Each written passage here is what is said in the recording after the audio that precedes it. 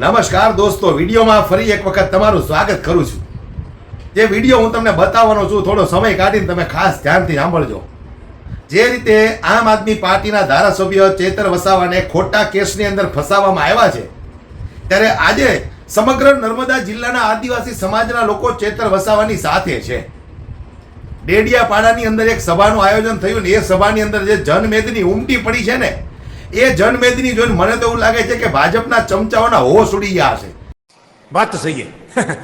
આટલું માણસ તો નરેન્દ્ર મોદી દેશના વડાપ્રધાન આવે ને તોય ભેગું ન થાય એટલું આ એક ધારાસભ્યની સભામાં ભેગું થયું છે. અને નવાઈની વાત તો એ છે કે ધારાસભ્ય પોતે તો હાજર છે નહીં, એમ છતાંય લોકો એના સમર્થનમાં એટલા તૂટી પડ્યા છે આ વરસાદની અંદર. એ માહોલ જોઈને મને તો એવું લાગે છે કે ભાજપના નેતાઓની ઊંઘ ઉડી ગઈ છે. અને એમાંય ઓછામાં પૂરું ગોપાલ ઇટાલિયાનું ભાષણ ચાલતું હોય એટલે કોઈની મજાલ છે યાર કે અહીંયા ચકલું ફરકી શકે. ગોપાલ ઇટાલિયાનું ભાષણ ચાલતું હોય ને કોઈ એક ઇંચ માણસ ત્યાંથી હલે નહીં ભાઈ. એ તો ગોપાલ ઇટાલિયાનું ભાષણ હોય એટલે આપણને સાંભળવાની મજા જ આવે.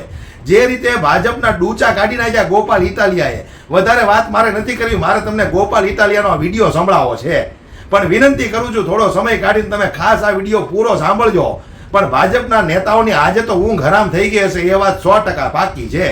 આ વિડીયો સાંભળો તમે. ગોપાલ ઇટાલિયાએ જે રીતે છૂટા હાથે ભાજપના ડૂચા કાઢી નાખ્યા છે.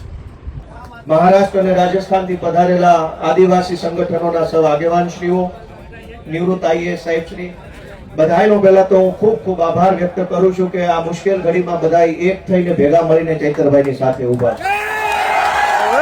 દોસ્તો, ચૈતરભાઈ વસાવાને સરકારે સ્થાપેલી સરકારના પૈસાથી ચાલતી સરકારની અદાલતે 7 વર્ષની સજા આપી. અને સરકારે સ્થાપેલી સરકારના નિયમથી ચાલતી અદાલતે જે સજાનો ચુકાદો સંભળાયો, એ સજા, એ ચુકાદો આ જનતાની અદાલતમાં લઈને અમે બધા આવ્યા છે કે તમને એ માન્ય છે કે નહીં. લોકતંત્રમાં સરકાર કે કાયદો કે વ્યવસ્થા, આ બધી જ વસ્તુ કરતા સર્વોપરી છે જનતાનો ઈરાદો, જનતાના આશીર્વાદ, જનતાની આશા શું છે. સરકારની પોલીસ સ્ટેશન, સરકારના સરકારી વકીલ, સરકારની ફોરેન્સિક લેબોરેટરીઓ, સરકારનો ફરિયાદી, સરકારની તપાસ, સરકારનો દલીલ, સરકારનું બધું જ. પણ જનતાની અદાલતમાં સરકારનું ના ચાલે. આ જનતાની અદાલત ભેગી થઈ છે, આદિવાસી સમાજની અદાલત છે. ચૈતરભાઈને સરકારની અદાલતે અને સરકારે ભેગા મળીને જે કાંઈ ન્યાય અન્યાય કર્યો, એનો સાચો ન્યાય આદિવાસી સમાજની અદાલતમાં થવાનો છે. અને નિર્ણય આજે અહીંથી આપણે કરીને જવાનું. દોસ્તો, સરકાર એમ કહે છે કે ચૈતર વસાવાને 7 વર્ષની સજા. આ જનતાની અદાલતના કરોડો ન્યાયાધીશો તમે અહીંયા ઉભા છો, તમે કહો તમે શું સજા કરશો ભાજપને?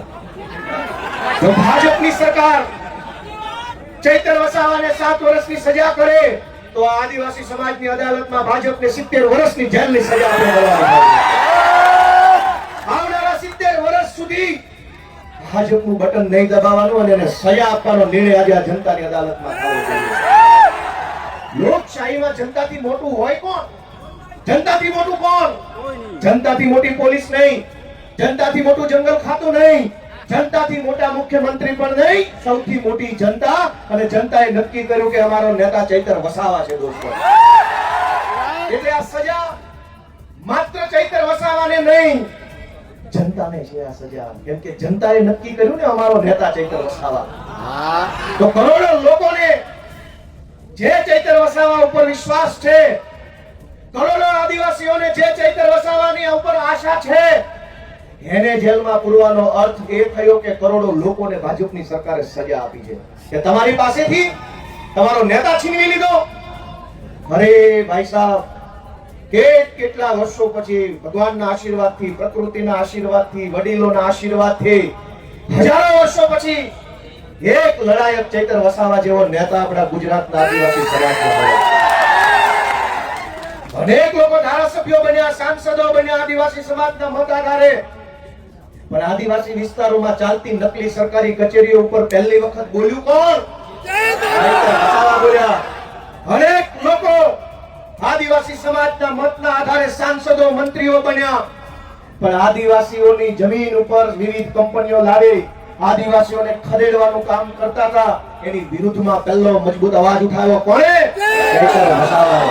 આ કેવડિયામાં, તાપીમાં, છોટાઉદેપુરમાં, ડાંગ જિલ્લામાં ચારો તરફ કંપની, થર્મલ પ્રોજેક્ટ, ફલાણો પ્રોજેક્ટ, ઢેકણો પ્રોજેક્ટ, આ તમામ પ્રોજેક્ટના નામે આદિવાસીઓને ઘર વગરના, જમીન વગરના, શિક્ષણ વગરના, આરોગ્યની વ્યવસ્થા વગરના કરવાના ષડયંત્રને રોકવાનું કામ કર્યું કોણે? ચૈતર વસાવાએ કર્યું. અને સરકારના પેટમાં તેલ રેડાયું કે આ ચૈતર વસાવા આદિવાસીઓને કાં આટલો બધો જાગૃત કરે છે? કેમ આદિવાસી યુવાનોને જગાડે છે? કેમ સુતેલો આદિવાસી સમાજને જાગૃત કરવાનું કામ કરે છે?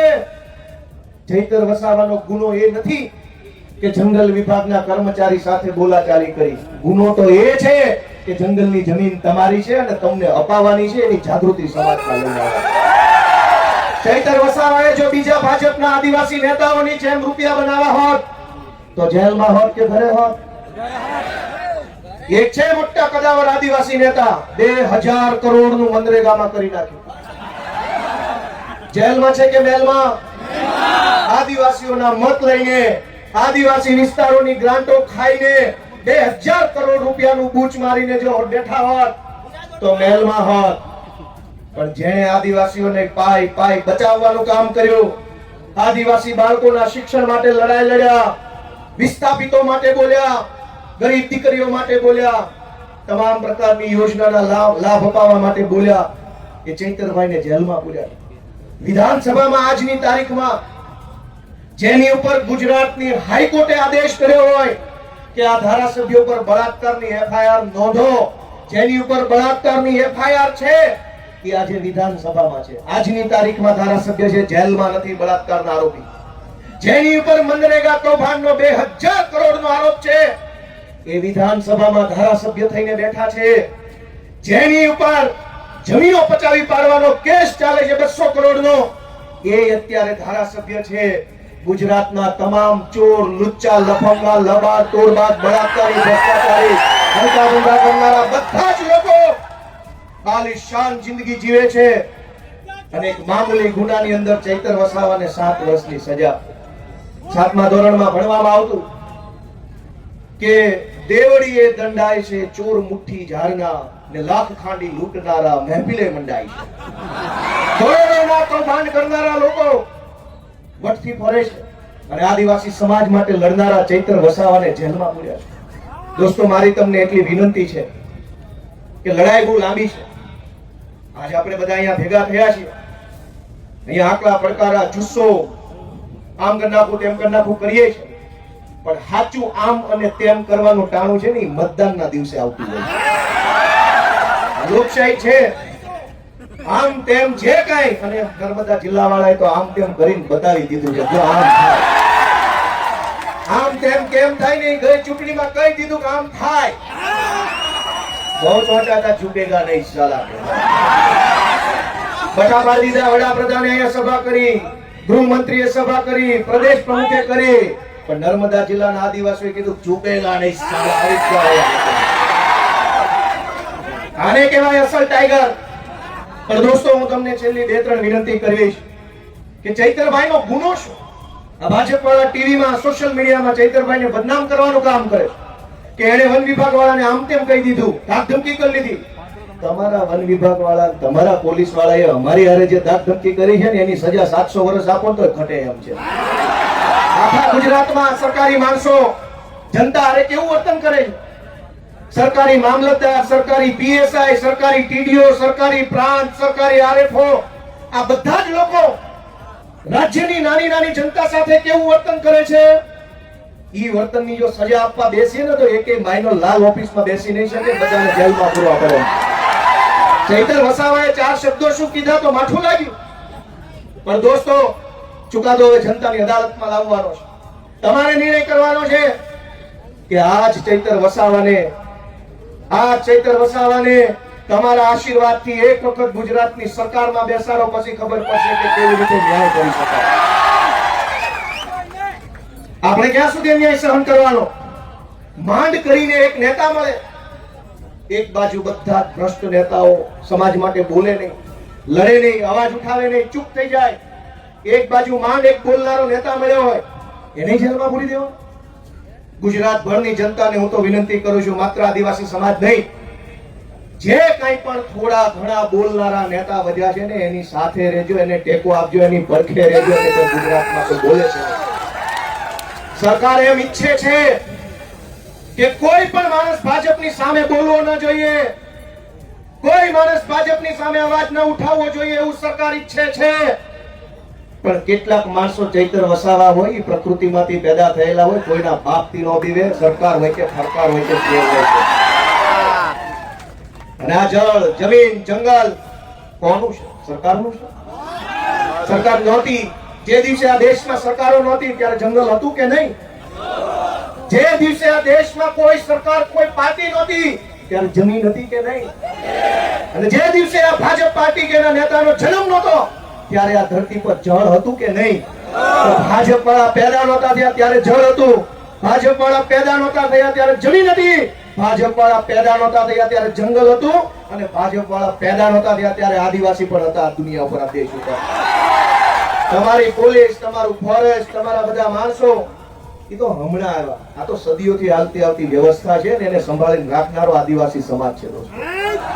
આદિવાસી સમાજ જળ, જમીન, જંગલની રક્ષા કરે અને આદિવાસી સમાજની રક્ષા ચૈતર વસાવા કરે છે. એ વાત ભાજપ વાળાને ગમતી નથી. દોસ્તો, અમારી લીગલ ટીમે મહેનત કરી અને હાઈકોર્ટમાં અપીલ ફાઇલ કરી. જે કાંઈ પણ ખેડૂતો, બહેનો, ચૈતરભાઈ અને શકુંતલાબેન સિવાયના બીજા જે કાંઈ મિત્રો જેલમાં છે અને ચૈતરભાઈ સહિત બધાય એમની અપીલ હાઈકોર્ટમાં ફાઇલ કરી અને શકુંતલાબેન જે નાનું બાળક છે એમને હાઈકોર્ટે છોડી મૂકવાનો આદેશ આપ્યો. આપણા માટે બહુ સારી બાબત કહેવાય. અને બહુ જલ્દી તમામ આપણા જે કાંઈ પણ સાથી મિત્રો જે નિર્દોષ જેલમાં છે એમને પણ વહેલી તકે જેલ મુક્તિ થાય એના માટેના તાબડતોબ પ્રયત્નો સતત ચાલુ છે. અને બહુ વહેલી તકે આપણને સારા સમાચાર મળે એવી હું આશા રાખું છું. આપ સૌને મારી એક જ વિનંતી છે કે આ લડાઈમાં ચૈતર વસાવાને, એના પરિવારને, એના બાળકોને ક્યાંય પણ એક સેકન્ડ પણ આપણે બધાએ, હું અને તમે ભેગા મળી એકલા નથી પડવા દેવાના. જ્યાં જરૂર પડે, જેવી જરૂર પડે, જ્યારે જ્યારે જરૂર પડે ત્યારે ત્યારે આપણે બધાએ સાથે ઊભું રહેવાનું. અમે બધાએ આજે સાથે છીએ. ચૈતરભાઈ સાથે બહુ પારિવારિક સંબંધ છે મારે. આમ તો હું જે કાંઈ બોલું છું આજે બહુ દુઃખ થાય છે. વિધાનસભામાં ચૈતરભાઈ મારી બાજુમાં બેસે, અમે ખૂબ વાતો કરી, મારી બાજુમાં ઉભા ઉભા આદિવાસી સમાજના અધિકારો વિશે પૂરી તાકાતથી બોલતા હોય છે અને એટલું સરસ રીતે આમ છાતી કાઢીને સરકારની આંખમાં આંખ નાખીને કહેતા હોય છે કે ભાજપ વાળાને ગમતું નથી. ભાજપ વાળાને એ વાત ગમતી નથી કે એક આદિવાસીનો છોકરો વિધાનસભામાં ઉભા રહીને મંત્રીઓની ફોજ, મુખ્યમંત્રી બેઠા એની સામે આંખમાં આંખ નાખીને બોલે છે કે આ જળ, જમીન, જંગલ અમારું છે, તમને નહીં ઘૂસવા દઈએ. બીજા પણ આદિવાસી નેતાઓ છે. યસ સર, જી sir, sir, sir, ticket, ticket, ticket, sir, ticket. Sir, સમાજને છેતરી જાય, વાંધો નહીં, સમાજને આંખો બંધ કરી દઈશ, હું ગાળી દઈશ, મને ટિકિટ આપો એટલે હું મારા સમાજને છેતરી મોકલી આવીશ. આનંદભાઈ પણ જોતા હશે. આનંદભાઈ પણ બોલે છે વિધાનસભામાં પૂરી તાકાતથી આદિવાસી સમાજ માટે. એ ચૈતરભાઈની બેની બાજુ બેસે. દોસ્તો, બે ત્રણ માણસ વધ્યા છે, ગમે તેટલી મોટી સરકાર હોય એની સામે પણ આંખમાં આંખ નાખીને બોલવાની હિંમત રાખે છે કે તું જે હોય તે મારા સમાજ માટે બોલવા અહીંયા આવ્યો. તું જે હોય તે, સરકાર હોય તો ભલે, રાષ્ટ્રપતિ હોય તો ભલે, ને તું મોટી તોપ હોય તો ભલે. મને તો અમારા આદિવાસી સમાજે, અમારા ખેડૂતોએ મત આપ્યા છે તો હું એમના માટે બોલતો રહીશ. આજે હું પણ, મને મત આપનાર ખેડૂતો છે, કાઠિયાવાડના ખેડૂતોએ મને ધારાસભ્ય બનાવ્યો, આદિવાસી સમાજે ચૈતરભાઈને ધારાસભ્ય બનાવ્યા. અમને મત આપનારા લોકો માટે અમે બોલતા રહેવાના, લડતા રહેવાના અને ક્યારેય નથી ઝૂકવાના એ સંકલ્પ અમે લીધો છે દોસ્તો. આપ સૌએ ચૈતરભાઈ વસાવાનો જુસ્સો વધારવાનું કામ કર્યું એ બદલ સૌનો હું આભાર વ્યક્ત કરું છું. જય આદિવાસી.